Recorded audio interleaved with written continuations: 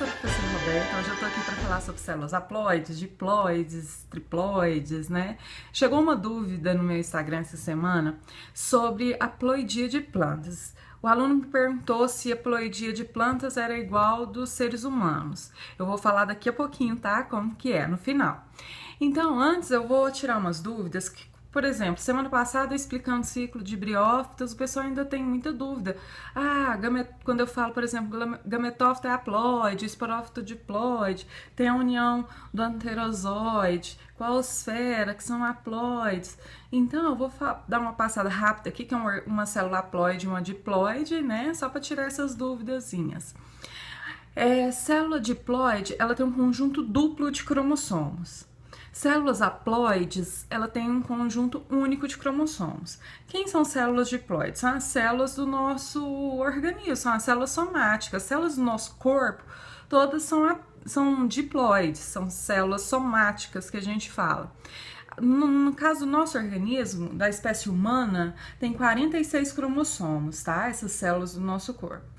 E as células gaméticas, que são células, o espermatozoide, o óvulo, que tem a metade do número de cromossomos, tem 23 cromossomos para quando se juntar formar um organismo com 46 cromossomos.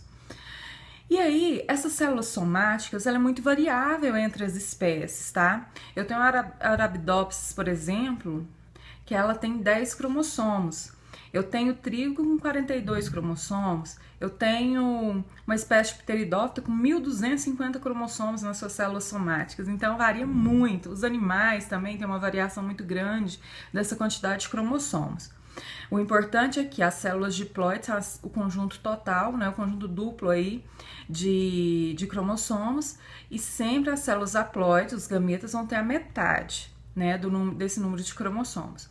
E em plantas, as plantas são diploides, são o quê? Tem plantas diploides, são até mais férteis. Eu tenho plantas triploides, eu tenho plantas tetraploides, então eu tenho plantas com várias ploidias, né? Por exemplo, eu tenho melancia triploide, que é melancia sem semente, que surgiu aí da união de uma melancia tetraploide, né, com outra melancia que era diploide. Aí formou uma espécie triploide, só que essas espécies triploides, quando tem 3, 5, 7 N, elas não são tão férteis como as diploides, 2, 4, 6, tetraploides, hexaploides, não, tá? Cana tem uma variação muito grande na ploidia, tá?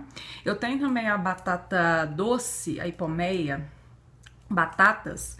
Ela tem também diploide, tetraploide, hexaploide. Então, a ploidia de plantas ela é muito diferente da ploidia humana, tá bom?